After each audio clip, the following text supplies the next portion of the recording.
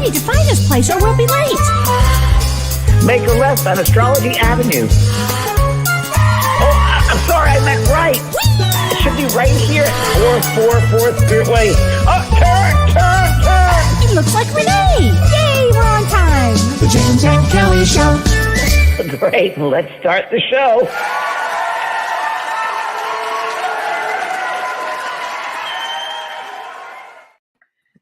Hi, Kellee. Hi, James. And all my brightness. And all your brightness. Well, you carry so much light. That's why. Yes. Well, I'm having a professional come in and do the lighting. So there you go. That'll be great. What light? That'll be great. And you know what? You'll still have so much light. You're so radiant anyway. So that's true. That's true.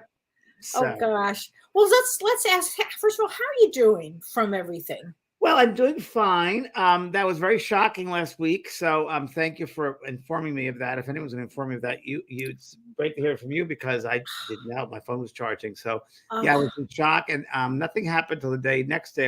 I'm with Gordon Smith, who was of course everyone knows a medium from the Scotland, and he was we're doing an event March 5th. We're doing a modern mediumship. How Zoom. great is that? Yeah. And you sign up for that of the modern mediumship and what it's about. So that's not going to be a Zoom call. It's on my website. Anyway, we're talking to him. Then afterwards, just said, "Would you mind if you could help me for a second? Ask him the contact, see what he can pick up." And he picked up just that she was in a slumber state. And we're talking about Cindy Williams, everybody. If you're new here. And my dog, Pearl, you be quiet. Now let Dada do a show, please. Thank you. That is in puppy mode still. But it's going to end. So, anyway, yeah, Cindy Williams, a good friend of mine for many, many years. And Kellee told me last week, right before we went on, that she passed. I didn't know that. It just happened. And I just was in shock, so I didn't do the show last week. And anyway, so Gordon picked up that she was just kind of in a slumber state, which I did as well. And no one knew how she passed because she passed of a quick illness, I guess. So I called up her assistant, and she couldn't say anything because the family would let anything out, and I understand that. But it was all very mysterious. But anyway, I picked up that she said to me she was calling out for someone. She didn't know where she was. And then her friend, she said, my friend Jim came to get me. Now, Jim was an old psychic friend that her and I went to years ago. That was a good friend of hers. And I forgot all about him. And he used to do readings, right? Open up the Bible and go to pages, and that's how we would tune in. Huh. Completely accurate. He's the first psychic. So you're going to be very well known, young man. And you're going to be known for writing books. And you're going to be known for communication. Because I don't know what form that communication is going to take. This is years and years ago. But he was really good. So he came to get her. And then yesterday or Saturday, a friend of mine was visiting. And funny enough, Cindy was supposed to be here that week. But she listened last week. And then anyway, she came to during I was getting a massage. She came to me really clearly. And she kept on saying, "Oh, James, oh, James, oh, James." It's just the brilliance of it all. Oh. And she said, people should realize the brilliance. And she goes, and she was very philosophical. Her and I used to have lovely talks because she had Moon in Scorpio, Capricorn rising, Moon in Scorpio, or was it the other way around? And so we had these long talks about spirit and so forth. And she said, it's beyond, galaxies and planets. It's just the brilliance of God, that light that permeates everything. And she said, we come back each lifetime to remember that brilliance of ourselves. And sometimes some souls come with more of that in their mental bodies would call them maybe a genius, if you will. But she was giving me that concept, and it was really interesting. And she said, the most important thing, James, is tell everybody not to be judgment. Don't judge themselves because they block the brilliance when they judge themselves. And she said, in a way of judging oneself is being fearful. Please tell everyone, don't be fearful. And that's what she found out. And that was the message she left me with. Oh, and that's beautiful. Freezing cold, bone-chilling cold came through me. And the only other time I experienced that was when my good friend Debbie Ford passed over. And I helped her pass, and that was the only other time I felt it. And when my mother passed.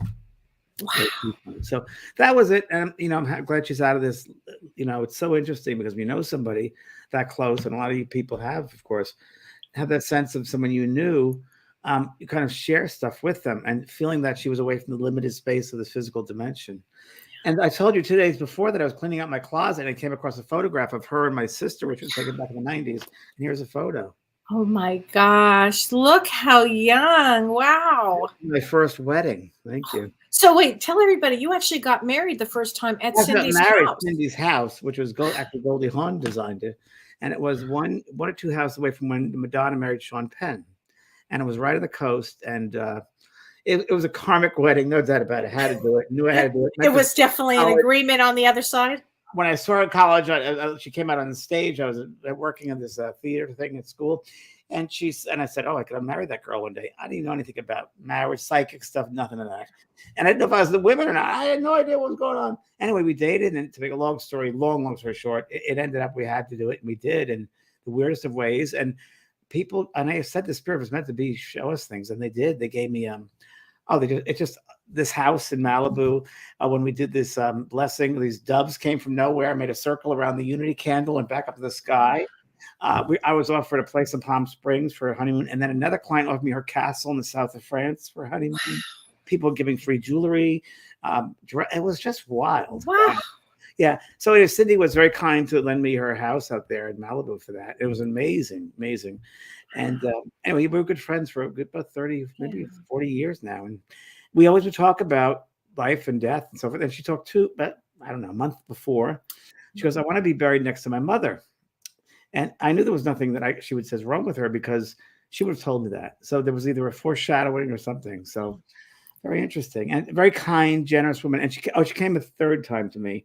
And all she did, and I told you this on the phone, all she did was she gave me this energy, and she said, "You've been so generous friend, a great friend to me. You've always been kind. You've always had an unkind word." And she gave me all this gratitude.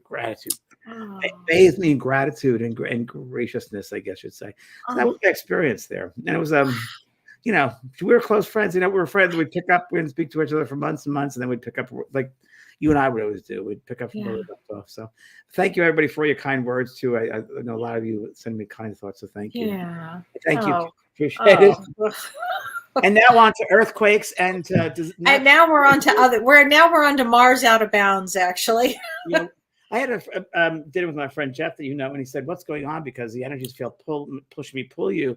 And of course, that full moon didn't help. And that was a moon in Leo. In Vedic astrology, it's in Cancer. Okay. So, because I always go by Vedic astrology, because if anybody ever uses any of the apps that show the stars, it will actually show moon in Cancer. It actually shows the original place, or the places where the planets and stars are right this moment. So that's why Vedic astrology for me is really great for prediction, because it shows you exactly where things are at this moment. So, it was in Cancer, and it really elicited a lot of emotions, a lot of feelings, and it was a great time to be able to do a lot of releasing and work in a pattern right now of releasing. So anything that you've been thinking about or working on, or anything that's just not fitting your life right now, we actually have a really interesting aspect, and I'll talk about a couple of interesting aspects, but we have a couple of really interesting aspects. Can I just interrupt by asking you that full moon in Cancer, the pullness of the earth, that would definitely have something to do with the earthquake in Turkey. Right? It would have something to do with the earthquake. There's a few things that would have to do with the earthquake, but that would be one of them. A full moon earthquake, you betcha. You bet, because it would bring all kinds, if you think about it, all emotions really get into the earth. And then kaboom. Absolutely. So that full moon was deep. Deep. Yeah. She's got it. I felt it very strong. And I had a friend staying in my house who was a Cancer. Hello. Oh, wow. Yeah. It was a 7.8. And that's, just enormous. Just enormous. Another shock or another earthquake, 7.6 after that. It's like, whoa. Yeah, it's unbelievable. But we have a few things. So that we had the full moon. And also we have Mars is out of bounds. And what does that mean? So if you look at the ecliptic field, it looks like this. So when we do astrology, we look at points between this point and this point. Well, Mars is actually out of that area. So it's like you almost can't see it. It's so far out of the norm.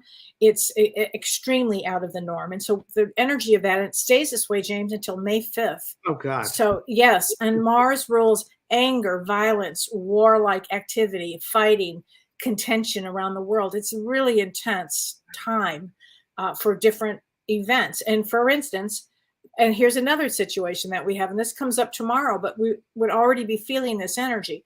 Tomorrow there's a quincunx, which is when planets are 150 degrees apart, and it's between K2, which is the dragon's tail or the south node, one of these points, and Jupiter. And what does that mean? It means that you might feel really off track tomorrow. You might feel very I don't know, uncomfortable or uneasy, because tomorrow is a really great day, actually, to look at your life between that full moon, this Mars out of bounds, and this quincunx. It's a great time to look at, am I on track? Is my life on track? And if it's not, how did I get derailed? And if I'm derailed, how do I move back on track? Because it's a great time actually to move back on track right now, because Saturn is exalted, and it's a great time to look at your stuff. Go really deeply in and look at the things in your life that you need to pull yourself. What did they used to say, James? By the bootstraps. And but look at your life and be really honest, and then start to move forward. Because as we talk about tonight, which life before life, we planned many things, Yeah, I'm sure we put lots of derailment in our lives so we could figure out how to do it. It's almost like a Mario game, trying to get through to the next thing. Yeah. So, and I've been feeling that way now for a while. No. And it's true. Things in my life are changing left and right, and it's refocusing everything. And it's very, very true. And I think that people got to realize, we're mostly made of water, so we will feel these things. Yeah, well, yes. And there's no accidents. I don't believe in accidents. I don't either. I don't either. It's all experiences, whether we want to judge them or not. It's extreme experiences, because we're in the human school of the extremes. Of the extreme. And so right now, this next several months is the extreme. That's a great thing that you just said. It's a school of extremes. Yeah, and I feel there's going to be some shootings, major shootings. I really do. Yeah. This Mars. Yeah. I just feel that. I feel that uptick in violence. I hate to say it, but I do. Yeah. And we have to ride it out. I mean, that's what it's about. It's exactly right. Vote, if you know what I mean. It's so true. Well, and the other thing is, as it's happening, you also have to have that knowing that you still have an inner purpose. You still have a purpose to be here. You still have things to do. And you still need to view your life, if you can, with joy on some level. Right? And step back into observation mode. Exactly. The stronger these pulls are, I always, for myself, how I survive it is I pull myself back even further. So I notice something's wobbling and getting out of control. I just pull myself back and ground myself, and don't get caught up in the emotion of it, because if you get caught up in the emotion, it's like the middle of an eye of a hurricane. You get pulled right in, and you'll feel totally out of control, out of whack, and you don't want that. You want to be in balance. So I do observation mode, and I'm kind of like aware of everything going around me, but I'm not in it. And that really is. That's a great lens, the observation lens. It's really a great one. Mm-hmm. It's helped. It's really, really helped. Yeah. And like even with Cindy, who just passed, I say, well, I'm really sad, but I said, I'm just happy you're home. Yeah. And that's it. And it doesn't mean that you didn't get shook up. It doesn't mean that you didn't feel. You did all of the above. Part of the human experience is feeling. It's emotional. Yeah, of course. It's all these bodies we deal with: the mental, the physical, the emotional, the spiritual bodies. And part of life is the integration of all that. And I think in some lifetime to come back to, as we'll talk about in just a minute, to work on the mental body, to make that even stronger, or the spiritual body, or the emotional body. It's different for each soul. So. Yeah. So true, James. Oh gosh. Wow. Oh, and I love this question. Polish Drama Queen says, do we plan individually or as a society? Both. We're going to talk about that. Both, actually. Yeah. But an emotional roller coaster here with my Mo. Yes, Marlene. Yeah, for everybody. But it's thank God we're here. And I said this today on Soul Care. It's great that we have an awareness, that we're open-minded, that we have this community, right? Yeah. And I always say, everyone, tell everybody about it, because people might not know about it, this community. And a lot of people would like to share in this community with people, and let people know that there's a place to go. Well, and it's a soul group. It's a soul group. And we talk about soul group. We're going to talk about soul groups on the other side, and that we have soul groups here. It's true. Hi, Star. Hi, Denise. And say, I love Polish Drama Queen. Love that. It's me, Debbie from Alaska. Hi, Debbie. Only you would write that, Debbie. Yes. Hi, Ann. Ann's back. And Belinda Whip. Hi, Belinda. Wow, it's been a long time. Yeah. I changed my settings on my computer, as you know, Kelly. So I'm seeing things, actually the words very large now, which is good because I can see them. Good for you. I'm not sure what you're seeing. The comments you're seeing, but I can only see people's comments. Yes. Yay. Oh, good. We still have room on the Alaska cruise. We're up to 79 people. So that's so great, James. So room. great. I'm going to do an event coming up a few weeks. I think it's around the 15th of February. I'll post it. And Kelly, you're going to be in the event. Sorry, I'm thrilled. I'm telling you, but on evening free event for people who are going to go on the cruise and share what the workshops and the readings are going to be like. Yeah, so we're going to have an evening of that. And that's so great. We're going to do readings. We will. I'm not sure we're going to do some private readings or not. We'll see. We're going to do a lot of readings with part of the cruise. A lot of people are asking that. So yes, sure. So we have plenty of room for that. Okay. Oh, it's going to be such a great. It's really great. It's Did you talk to Ron yet? Have you booked with Ron? Have I booked with Ron? Yeah. Oh yeah, I did. Remember, I did that. Inside cabins. I mean, the outside balcony cabins are starting to get. Oh yeah, no. Ron had my room for me already, James. Okay, it's a very busy time in August, everybody, because he told me, he emailed me yesterday. Said, it's the most popular month of the year is August. Oh my gosh. So the cabins are going. So he said, tell your people that they want to go to get in the balcony. They have to book right away because they're going quickly, which they will. Yeah. And that's the best. There's nothing quite like pulling up next to a glacier or as close to a glacier as you can get with a balcony. It's pretty wild. It's amazing. You're sitting there drinking your coffee watching this. It's unbelievable. Seals on there, and it's like, what? Yeah. And the color is so spectacular. How can you describe it? I don't know. Twilight. I know it's like kind of like a light turquoise and aqua. Yeah. Like my favorite color. Yeah. It really is. Is it really? Wow. Yes. Oh my gosh. Find your colors tonight, people are asking. Well, sometimes we do it, sometimes we don't. Most of the time we don't. So I think I had this on, and Kelly I actually bought this over the weekend. And so when I saw you wear that, I said, oh, you got to be kidding. I said, we got to be twins tonight. Level, most of the time. But most of the time we connect on other levels all the time. I'll call Kelly. She'll come in. Just thinking about you, just dialing your phone number. So, yeah. Oh, it's totally true. And you caught me on Friday after I had quite an experience. I mean, what was Friday? Friday, I was at the dentist on Friday when I had. Should I tell everybody what happened? Yeah, everybody should. My Petco story after you tell them about the my God. Okay. Because this really has a lot to do with plans that we make on the other side. And on the other side, life before life, I get a lot of questions from widows and widowers. And sometimes they want to meet somebody else. Sometimes they don't. But often the question is, would my spouse bring me another person? Oh, yeah. So you and I both know that to be true. But I had an experience on Friday that was just unbelievable. Friday afternoon, I went to a new dentist. And as I was sitting in her office, this beautiful suite, it was like a spa. It was just beautiful. She had this huge window. And she said to me, and I've never had anybody ask me this in my life. She said, would you like some laughing gas? And I said, would I like laughing gas? I said, I don't know. I've never tried it. I mean, you never had tried that? Never in my life. Are you kidding? Never in my life. So she said, oh my God. I go, well, how does it work? I mean, she goes, oh, you breathe in and out of this tube. And she goes, you'll feel really good. And she goes, it's in and out of your system like in 3 minutes. And I go, are you sure? Like Don's not going to have to come and pick me up because I'm an hour away from home. She goes, no, it's going to be fine. So I go, okay. So and then I start to take the breaths. And then she says, wait, I just want to tell you something. She said, you might see things because people that sometimes they've told me they've shared their experiences where they see things. And I go, I'm a medium. I don't think she understood what that meant. I did. I said, I'm a medium, but so don't, no. And that was fine. I didn't care. Anyway, now I'm taking 6 of these and I'm like about ready. I'm howling. Okay. I mean, it's the funniest thing to do. It was fun. But anyway, I look up and in this big window, I see this giant white owl with his arms like this, giant white owl. And he's staring at the window. And I said, stop, look at the white owl. And she goes, are you seeing things? And she had her 2 helpers back there. I go, no, he's right there. And then she goes, and they were stunned. And they said, how what? And this owl was just like, didn't budge. I said, oh my God, what?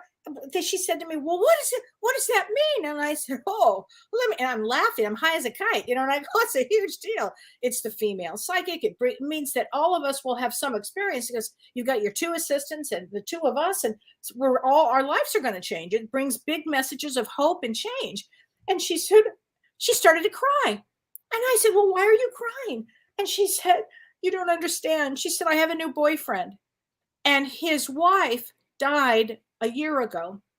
And she said to me, well, if I'm supposed to be with you, because the boyfriend kept saying, my wife is sending you to me. And she said, oh, if that happens, I need to see a white owl. No, really? And ta-da, the white owl shows up. And then she said to me, I said, well, I have the name around Christy, or I said, no, Krista. And she said, her name is Christy. And I said, yeah. And there's 4 kids. She said, yeah. And I said, but 2 of them are going to have big problems. And she's already telling me that you're going to have to take care of these kids. And she appreciates you. Well, I thought this woman was just going to pass out, James. It was quite a deal. But that's really would have been an agreement on the other side, right? True. That they would have, I'll be with your husband, the 2 people would be together for a certain amount of time. And then I will send you somebody else. That's an agreement that would have been made. Correct. And it happens a lot where, as you know, spouses pass over. I can't tell you 9 times out of 10, I've heard, I'm sending you someone else, be open to love. And it's happened. Where I meet the person later on, many years later, they got married again. They're very happy. And it's so interesting. But they want us to experience love. They don't want us to sacrifice our lives because they passed over. They want only love in our lives. And they will find that person for you. Or it'll be destiny points. You're meant to meet that other person. That's in your soul contract, which we're going to talk about here. Yes. So, well, let's talk about what goes on before we incarnate. Sure. So, and I have I was online earlier looking up some stuff, and I found this wonderful site. If I want to share it with everybody, called Star Quest Mastery. And I just wanted to read this if it's okay, because I want to talk about the atom. So there's when I wrote a book called Reaching to Heaven, I was kind of channeling some information. They said there's a seed that's in the heart and the soul, and that seed lives through lifetimes and lifetimes and lifetimes and remembers everything. And it's that seed in the whole, the heart. It's called a zygote, I think it was called. But anyways, I'm looking this up. I had this in my book, but then I came across this site. It was like the memory seed atoms within your soul. Isn't that interesting? So I just wanted to read a little bit of this. It says this is supposedly channeled from Archangel Michael. It doesn't matter where it comes from. It says, beloved masters, it is virtually important for you to understand that these are unprecedented times whereby many special dispensations are enforced. It is a grand opportunity for you, the seekers of light, to tap into your divine heritage and your special gifts and talents.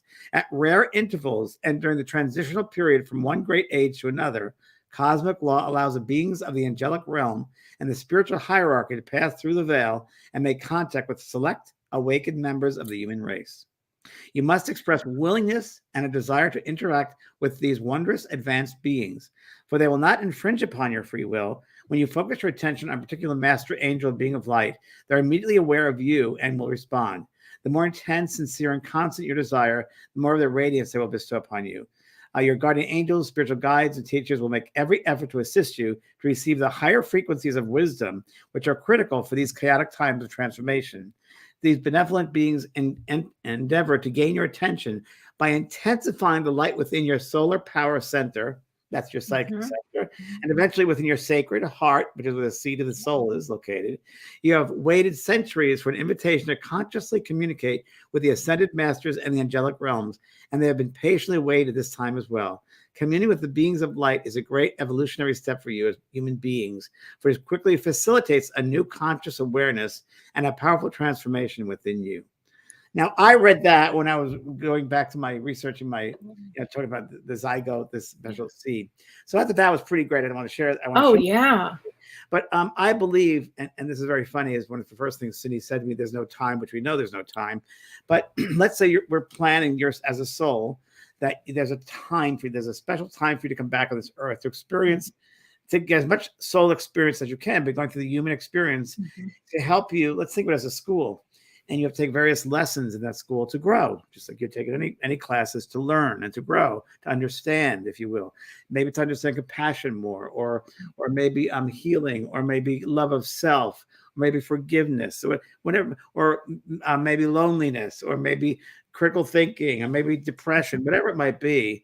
You have to go through a certain thing. And there are many times you'll sit before a council or ascended masters, your guides, your teachers, and they'll sit with you and your soul group. And we could say groups too, but for right now, let's say just group.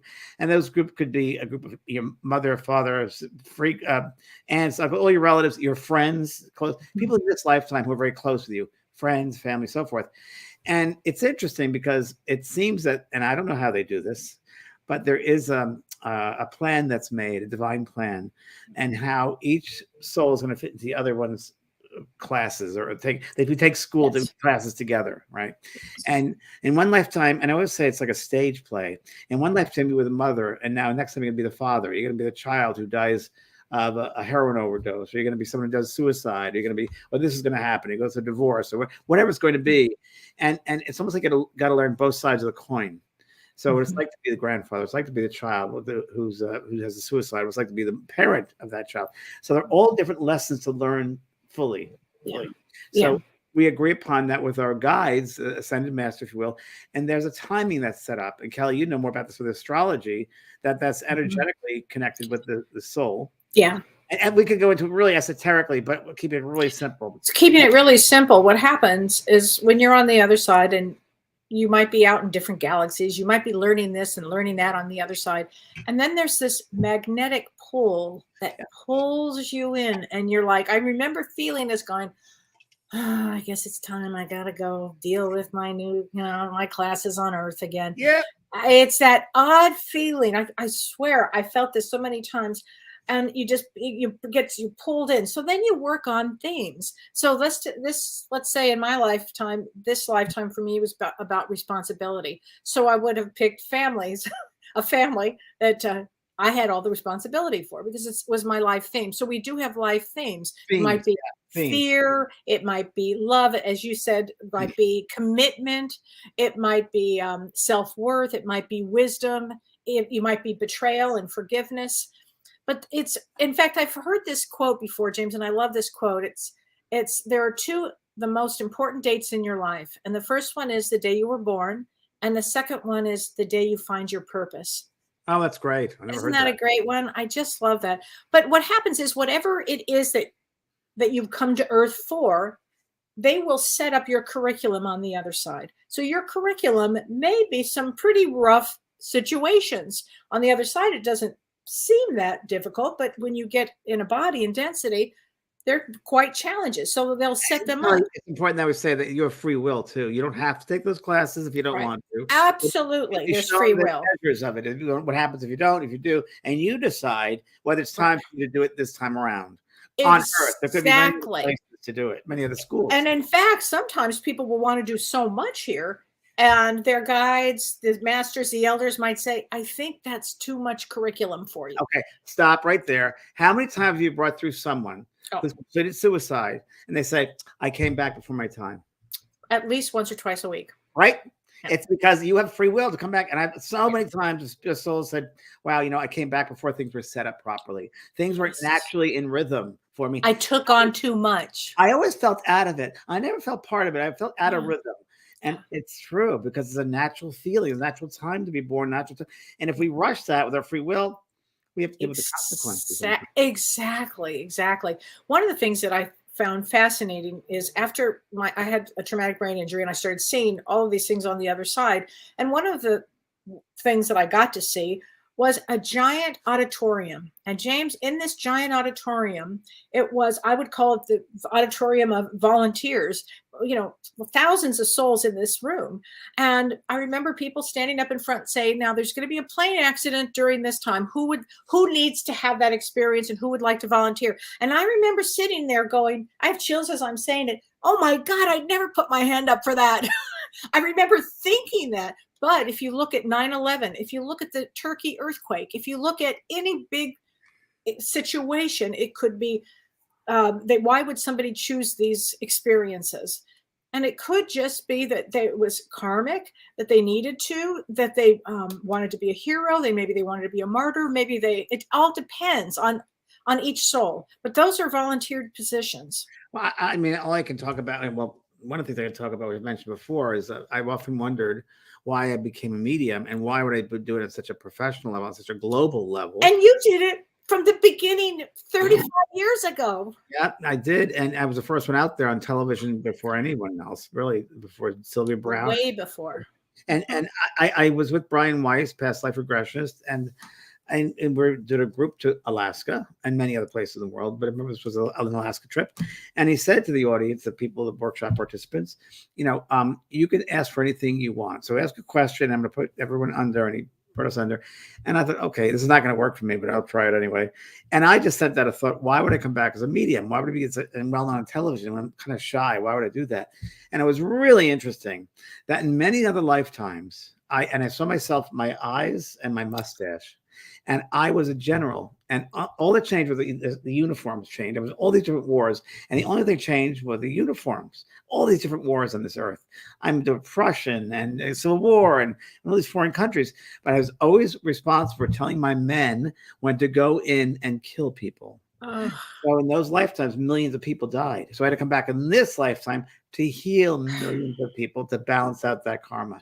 That's why I came back. That's the only thing that would make sense. And that's what it is. We have these lifetimes that we're balancing out. We're balancing out karma. And this lifetime, particularly souls wanted to be here during this lifetime because it balances up.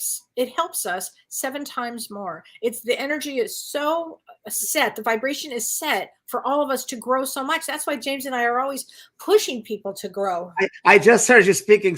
A guide of mine stepped forward. It was a woman guide who I never knew before. Said, it's time to stretching the souls. This time around is stretching your soul. Okay, write that down. Okay, thank you, new guide. This being. I got a new guide recently too. That's so interesting. I'll tell you about that later. But I could draw her face. I could draw.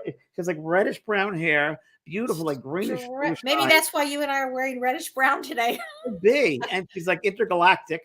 And my favorite. Tell everybody they're stretching their soul fabric. Oh my God. Okay, I'm writing that down. It's so true, though. It's so true. It is true. Because we are stretching our soul. And as you stretch, you enter new atmospheres and new experiences and new attributes of your soul, new parts of yourself. Yes. I love that. I love that. They call me Lucille. Okay, Lucille, thank you. Oh, she's wonderful. Please, I could, and she looks like she has, what she looks like? Remember Bewitched, the opening animation in Bewitched? Of course. Liz Montgomery, the little pointed nose, she looks just like that, very similar. Isn't that wild? I love it. I love that. I think that's so great, James. You never know what you're going to get when we get together. You never know. And I got to say, too, Kellee, this is really important that people know that when you come into this lifetime, you prepare for this lifetime ahead of time. Yes. So let's say this specialty that you're going to come in to be known as an artist or an actor or actress or a chemist or a medicine doctor or a nurse or a healer. You prepare for those things, and even like down to those gifts or those abilities. And this is another thing Cindy was mentioning to me, that we all have these abilities and they have to come out in different lifetimes. It's almost like you have a bunch of tools in your toolbox. Yes. And you're going to pull out that attribute for this particular lifetime to work on that. So in this lifetime, you can use that to do the work and learn the way you're supposed to learn. So you prepare for some of that before you come back. So let's say you want to be an artist. You'll prepare, and there are schools over there, the universities. You kind of perfect that art, perfect that craft before you come back into the physical. Okay, so Linda, my book, I actually wrote about this. I actually wrote about that, James, that on this lifetime, and I don't think you did not know this part of it. I actually wrote that I brought all my tools with me. Oh, did you? I actually used that word, that this lifetime I had earned them. It's everything. I just want to validate what you're saying. It's everything that that we did. So, and Lori goes, do we have to come back? I don't want to. You don't have to come back. You have free will. No, I don't know. I wonder about that. So let me just say another side of that, because my thought is when we sign a soul contract to come to Earth, is that something that we can just say, well, or do we need to finish the contract with Earth? Well, I think it's like we sign up for school and it's not good to cut class. Right, exactly. You'll have to make it up eventually, because that's your soul fabric that becomes part of your being, and just think about the experiences you lose out on. Yeah, schools. You'll have to go through those experiences eventually. Right. So, and I really think, Kellee, that when we're in the school and then we go home, right, and we look back at a lifetime with like a life review, and we see, oh, there's no time. It's, 70, 80 years like that. Right. Like, oh, that didn't really mean much. I wonder, in fact, you might say, I wonder why I didn't complete the lesson of forgiveness when I was like right there and I just thought about it, but I just didn't, because that will be a lesson for everybody, by the way. There are certain universal lessons that we all sign up for when we go, like you take your GE in college, first 2 years, or your GE. Well, that's kind of what goes on here. But there was a great question that Kathleen M. asked, and she said, hello from Maine. She said, since we have a soul contract before we incarnate, do prayers actually help when they're needed? And can prayers change an outcome? Wow, that's a good question. That's a good question. Well, I would say that prayers, I often say that prayers are pearls of unconditional love. So they raise the frequency or vibration. So in some way we could say it opens up that space to look at it, or to bring in energy which is needed for clarification. But if that personal experience has to happen for growth, it will happen.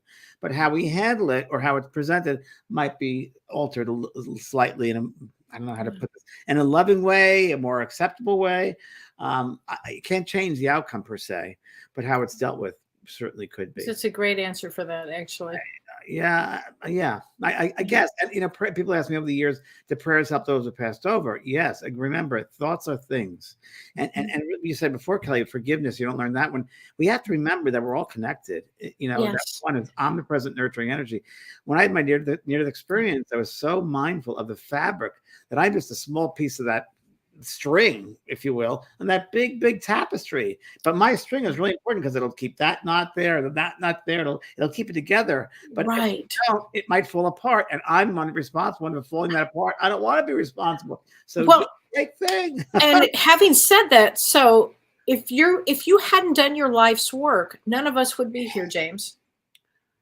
That's how important your life string is there. If you think about that like that, and I really. Absolutely, the influence is unbelievable, and everybody has that ability to hit and up with other people, to connect that way with other people. Because if you change your life, and that has the ability to change other lives, and you have to think like that. And I want to answer Jay Curse's the idea of immutable contracts seems ridiculous. Earth School, not courtroom, right? Correct. So there's not a judgment there. You don't have to do it. You don't have to. But it's almost like what is the better path?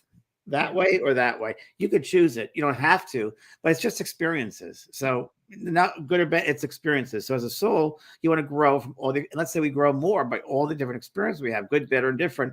All those experiences help us to be who we are. Think of it that way. Yes. And Joanne Dwayne Gibson says, so each lifetime we get stronger and with more knowledge. Correct. Yeah. That's correct. And the more you know, the more you realize you don't know. And the more you know, the more responsibility you have. You have responsibility. And now I'm going to tell you this, which is really interesting. Can you change the outcome of your destiny? So let me just write. This is a good question. Anne Margaret, JVP, you can't change the outcome, your destiny path. Well, it'll take you longer. You can stop. You don't have to learn that. I feel there are certain destiny points that will happen no matter what.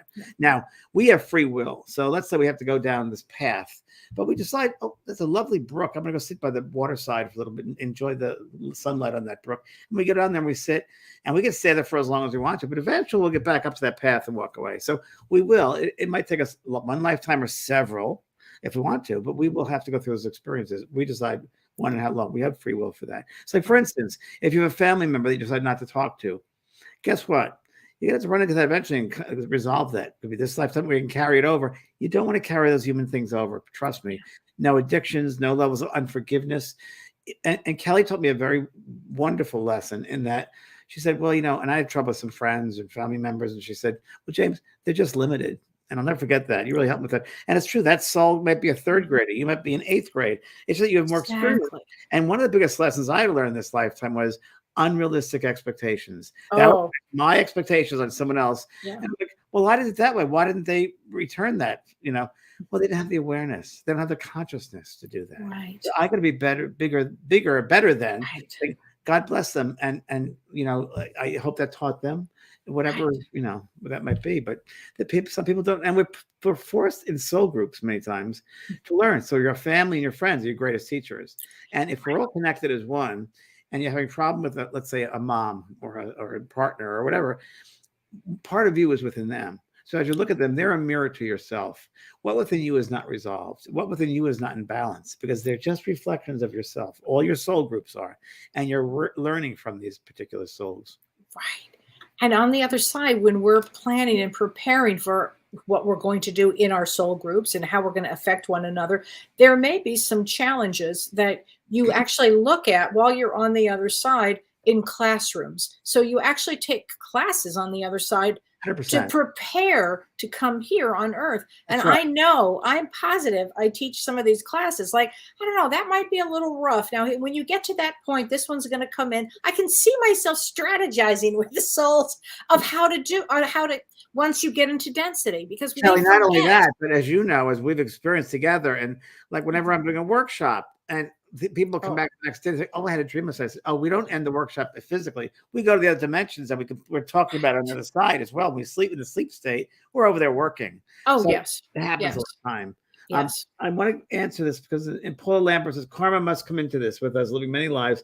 I must have events that took part that need payback, so to speak. The law of cause and effect. This is not nature's law of cause and effect. What you give out, you get back. But karma is not necessarily negative. A lot of people think it's negative. That's correct. No. It's positivity too. It's what you give out, you get back, whatever that is. So more love you give out, the love you'll get back.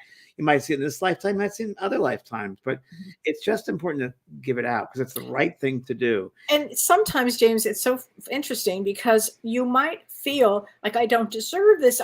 Where did this come from? This could have been lifetimes ago. And in this lifetime, you may have said, all right, I'm going to balance it all out. So it may not feel fair. It may not feel just. It just is. And the masters don't look at karma as good or bad. It's just a leveling out or a balancing. It's a balance. Yeah. As Lucille says, tightrope. You're a tightrope walker, she said. I like her. Maybe it's Lucille Ball. It isn't. I was wondering because she's come once before, but no, it's not her. Okay. It's more like the bewitched lady. She said, I love it. A tightrope of the soul. Yes, that's interesting. And sometimes you get intertwined, or sometimes they fall off. Oh, okay. But they get back on again because they have to have the courage to learn. But they have to have the courage to learn what it's like to live in the human experience. And there are many places to live, she said, many schools to go to. This is one of the hardest ones. And this is one of the ones which is the most unevolved, she said. And she's right. And I've heard this before that, we're still learning about love here because we still kill one another. No one wins in war. You're killing each other in war. It's just such an illusion. When you harm another, you actually are harming yourself. And when that's the law of one. Review, when you see that, you feel it 10, 20, 30, 40 times stronger than when you were there. So you don't want to do that. The wrong thing to do. As a matter of fact, when you do your life review, that's where you learn about what your next life will be, like what you'll work on. Because you'll see the lessons you pass and the ones you did not pass. Yes. And then many say, I'll do it next time. I'll do it next time. And they put on their agenda for the next time. And sometimes, we just talked about it earlier, you're in such a rush to get it better that you come back before your time. Yes. Yes. Yes. Lots of Aries people, I think. I know. Yeah. And, just because, I've had so many people say to me, I don't feel like I fit into this family. Well, you may have chosen that family because, for that actual feeling, actually, that you really had to learn to do it on your own. You really had to learn what it's like to be here on some level. What you learned about yourself then? You say, I don't fit in. Why don't you fit in? What's going on within you? What part of you is different than them? And just acknowledge that. And what are you learning from? Remember, it's always learning. So what are you learning from them? Don't judge it. What are you learning from them? What are you learning about yourself with these people? This is a good question. Kathy Kononenko says, I'm 62 and I still don't know what my purpose is. Is that normal? Now listen really careful, Kathy. Completely normal. 62 is about the age where you really actually hone in on it. God bless you if you come in early. It's after your second Saturn return. And Saturn return is amazing the second time because it comes with Jupiter, which is wisdom. So all of the shit you went through before, it brings in wisdom. And that's often where people can settle into their what they want to do. So you have to really do a lot of journey inward. That's really important. And really start asking yourself, what is important to me? Where do I want to go? What do I want to do? Because 62 is fabulous for that. What did you say today? We were talking after soul care. We got on the phone with that because you're going to do your special class on narcissism. On narcissism, yes. You got 50s to say fuck it or something, and so you said this shit don't matter. Something you said so funny, and it's so true. It's so true. Oh yeah, no, remember that? Like I do. 50s, fuck it, and 60s, I don't give a shit. 60s, you just don't give a shit because you just don't. It's after that second Saturn return, you just don't care anymore. But it's a great time to start looking at yourself. And yes, we are doing a class. It's narcissist, surviving a narcissist.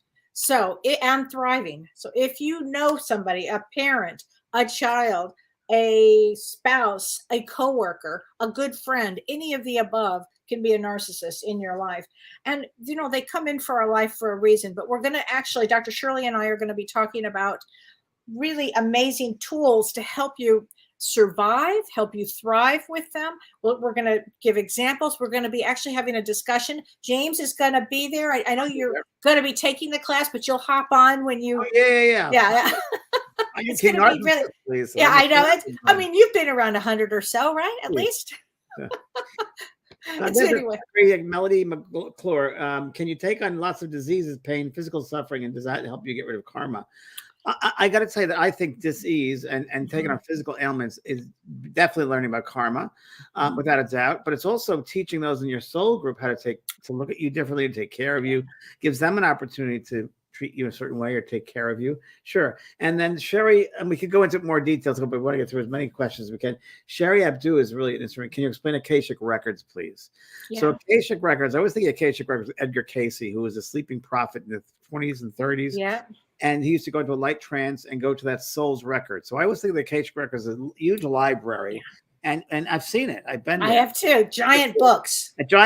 And you go and you open it up. And I've done workshops to bring people to Akashic Records. And you see your soul's plan from the beginning of time on. Actually, in the cruise, the Alaskan cruise in August, we're going to do the Akashic Records. As part of it is we're going to go through the Akashic Records of the soul. And Sherry, the Akashic Records are where all of our lifetimes are held. All of our information about us, everything we've gone through is in this. Yeah, we're going to do the Akashic Records on the Alaska cruise. We're doing a whole afternoon about that and going to the records, opening up your soul self. You'll go there with your guides. But the first things we're doing on that cruise is we're going to set up people with their guides who know, like this lovely Lucille who just came here, opening up to how to connect with them, how to reach them, how to understand what guides are which, what do they do for you, how to access them, whatever you want. So they'll take us on a journey of the Akashic Records. But the third day we're going to do that. So that's going to be amazing, because you never know what lifetime when you get to the Akashic Records and you open up that book. That's right. You just don't know. I mean, it'll be so exciting because people will actually be raising their hands. James. But I've had people talk about the designs. They've actually seen drawings, like three-dimensional designs, and it's amazing. They have colors that we don't have here, and they explain it. They explain, it's so interesting, and they explain the patterns of the soul, and from lifetime to lifetime. They'll explain other places they've been to, not of the earth, but other places. And what they've learned from those other places. This earth is like Lucille said earlier, it's a hard place, and it's a place not as evolved. We're one of the lower rungs of evolution, spiritual evolution, because we're still killing one another. We don't understand love. But there are the places, like I think Venus, but the planet Venus, within our solar system, there are millions of solar systems, by the way. Yeah. But this solar system, Venus, I've always felt a Venus. And people say, the people living in Venus or Mars. I think, of course, they are, but at different frequencies, so you can't be aware of them.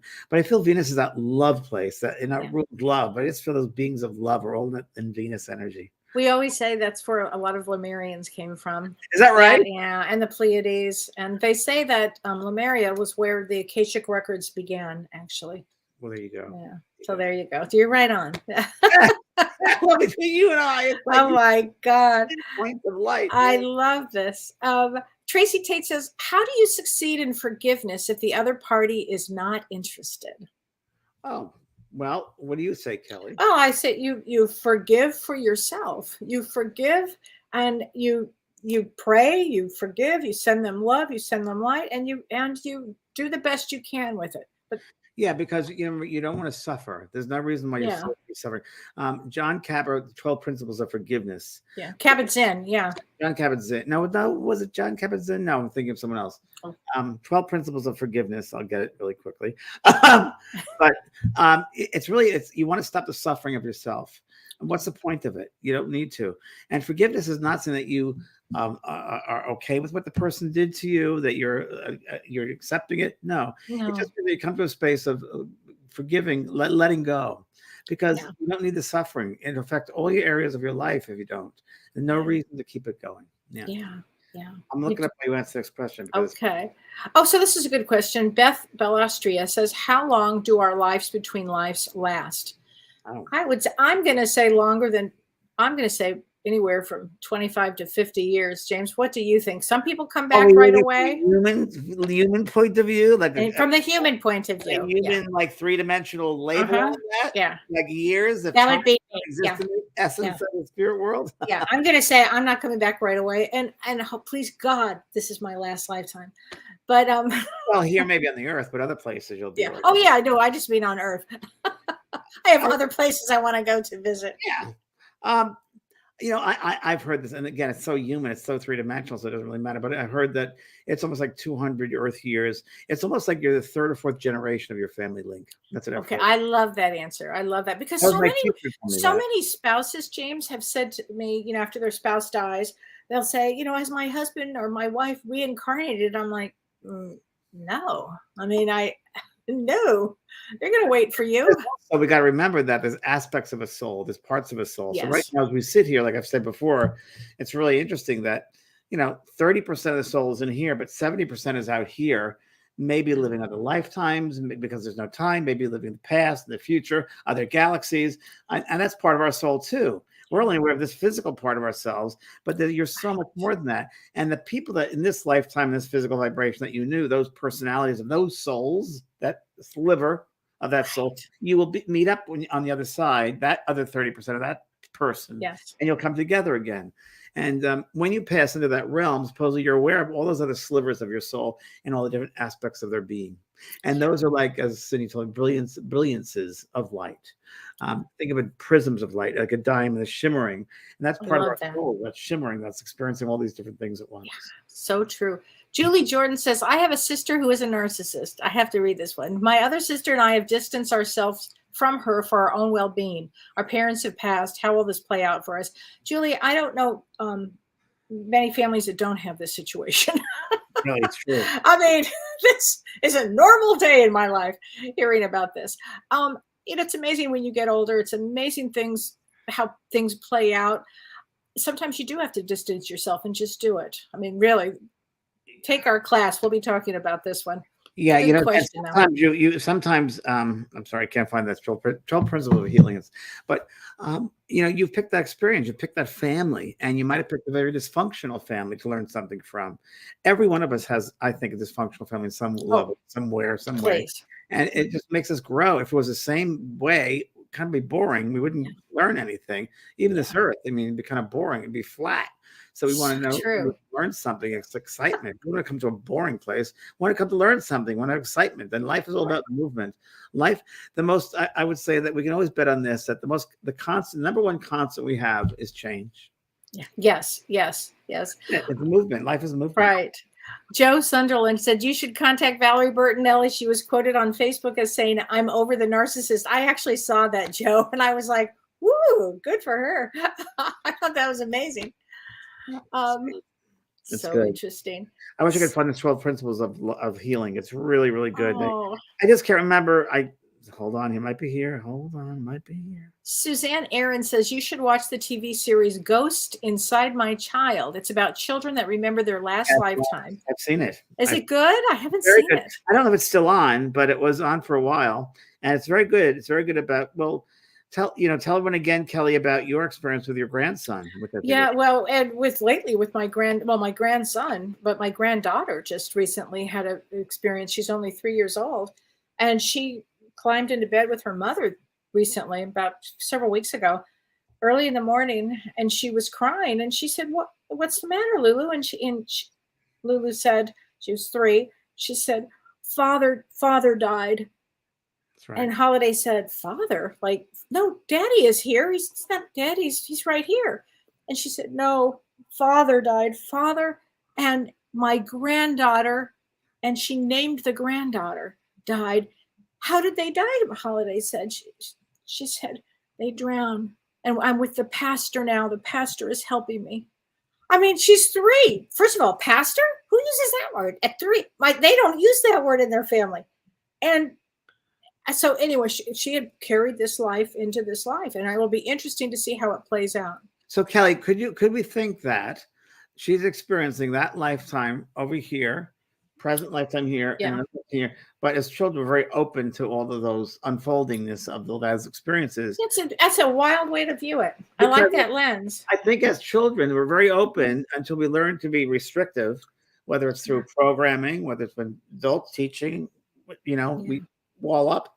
But I think sometimes kids are very open to all those multitude of experiences at once, and they have to, and then, I mean, it's also traumatic. So let's say the trauma. Yeah, the trauma of it. Yeah. They remember more clearly, because that's much more energy there.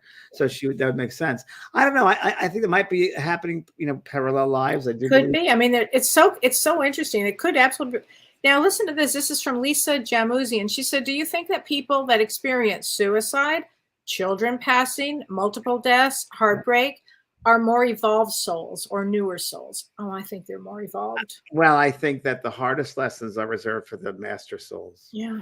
I really do. And I think, and this is done through Dr. Brian Weiss, another regressionist therapist. They find that a lot of suicides, or that children tend to come back. People that pass over younger tend to come back right away. And a lot of suicides tend to come back quicker. That's what they've found in his work. And interesting. Yeah. I've heard that before. That's so true. Wow. So interesting. Let's see. Melody McClure is so funny. I got to be pissed if other Melody is slim and has a kicking body. He probably does. Gina Joy says children live in a theta frequency until age 6, which is both like hypnagogic and past life. So they're very, very open to other lifetimes. Very, very true. Yeah.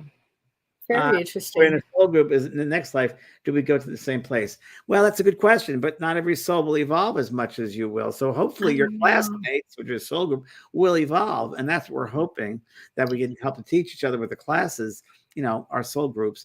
Because remember, you're not just evolving in your own soul, you have a soul group. And by the way, don't forget, like, we all have karma or growth, even down to your neighborhood, down to your country, down to this earth. That different countries have karma, different cities have karma.